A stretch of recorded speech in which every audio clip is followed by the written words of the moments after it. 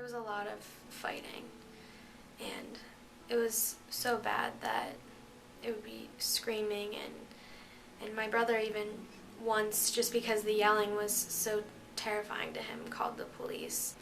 When my sister and I decided one morning to tackle a little project and make some cinnamon rolls together for the first time and do everything without any help from start to finish. And so we had worked for a while on these cinnamon rolls, and we're really proud of the result. When we went to eat them and present them to our family, all proud, my dad got mad about something, who knows what, and decided to take it out on our cinnamon rolls and smash them, punch them in, flatten them. So we were really distraught. We had worked really hard on them, and it was something simple, but when you're a kid and you're proud and wanted to help out, help mom and have something, help her make breakfast, it was really sad. And the first time I witnessed it, other than evidence like holes in the walls from previous fights that I hadn't experienced, was my mom and my dad were fighting, and they went into a side room, and my dad told us to stay where we were and don't come out, that they needed some time to work something out. And at first I stayed there, but eventually it just sounded so terrible, the fighting and the screaming, that I disobeyed him, and I went and peeked around the corner, and I saw him picking my mom up by the neck and throwing her across the room. I distinctly remember the day that we left because something just seemed a little bit off. I could sense there was something in the air while we were getting ready for school. And when we were going downstairs to get in the car in the garage, my mom picked up 2 baskets from the laundry room of clean folded clothing. And I stopped and I said to her, "Mom, what are you doing? Why are you putting those in the car? We don't need to take that stuff to school." And she paused for a second and stopped and looked at me and said, "Allie, we're leaving and we're not coming back."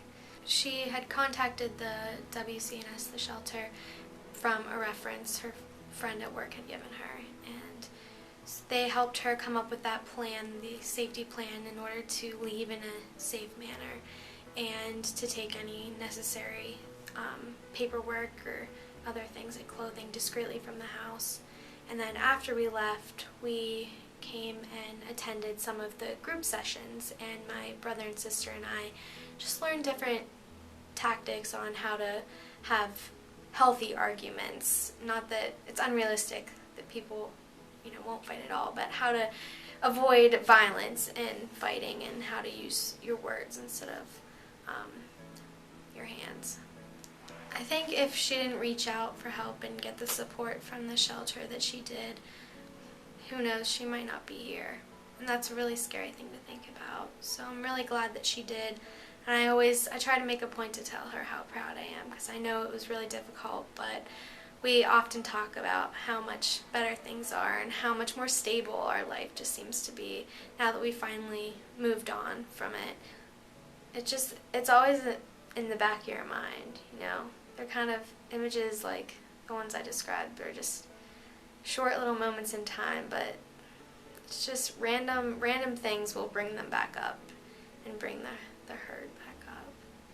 A lot of people, I think, don't realize how affected children are by the situation, and they focus on the help that the women or whomever is directly receiving the violence and helping them.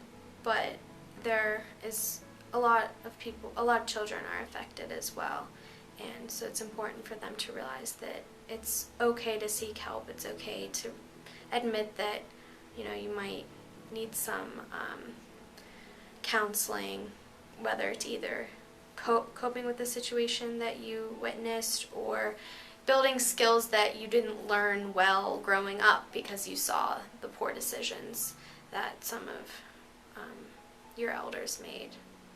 Now my life is really good. Things are looking up.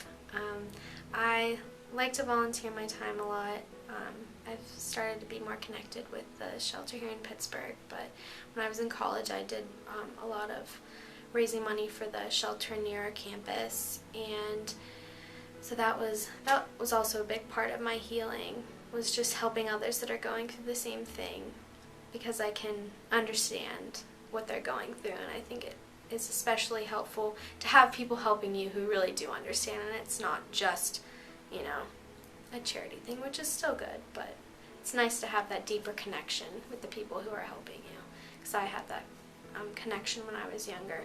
And now I have my first real job. I graduated from Allegheny College recently, and I'm working at the University of Pittsburgh, so just getting everything in order, moving up.